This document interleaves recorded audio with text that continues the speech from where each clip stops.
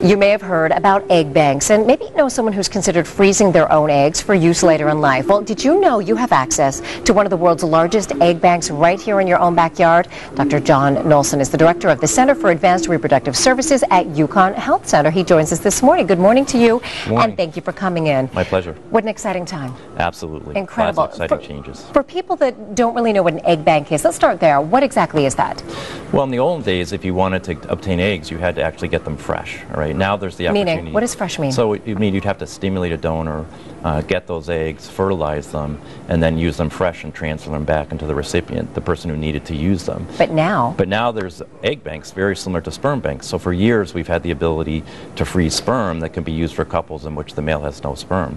Now we have the opportunity to use frozen eggs. So they're banks where individuals have been recruited, screened, stimulated, their eggs been obtained and then frozen, and then now those eggs are available potentially to couples who need them. Women who no longer have ovarian function, have advanced maternal age, can use eggs from younger individuals to try and successfully have a child. So significant advantages then to having this option. Yes, major. What kind of response are you getting from this? Is this opening up doors to women that may have thought this isn't for me, or this isn't something I can ever do, I'll never achieve that dream of having children?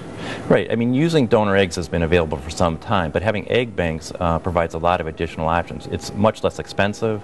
There's a much greater diversity and availability of donors to choose from, and it's readily available. When we have patients who want to use fresh eggs, the wait list can be 9 months to a year. Now, because of having frozen eggs available, we can have someone be using them within 1 to 2 months, so it's really sped up the process. Tell us about the donor process. What is the donor screening process, first of all? So the donor undergoes very extensive screening. They go screening of their own medical history, their family history, their genetic history. They're screened for various infectious diseases, that sort of thing.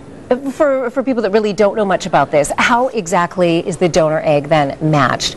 I mean, is there a book where you see information about the donor, or information about the genetic material that the egg might contain?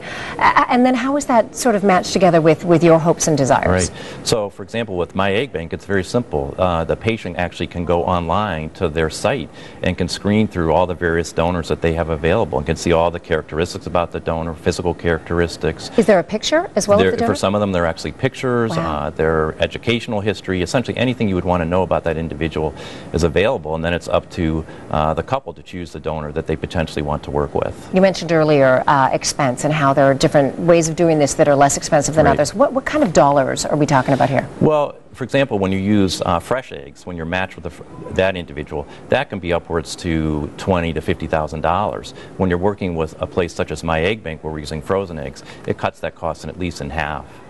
In terms of cost, if you're young and you're thinking, you know what, I have I have big career plans, lots of aspirations, I really think I'm going to be someone that is going to wait till I'm in my late 30s to have a child, but I would really like to have the best advantage when it comes to fertility to do that later.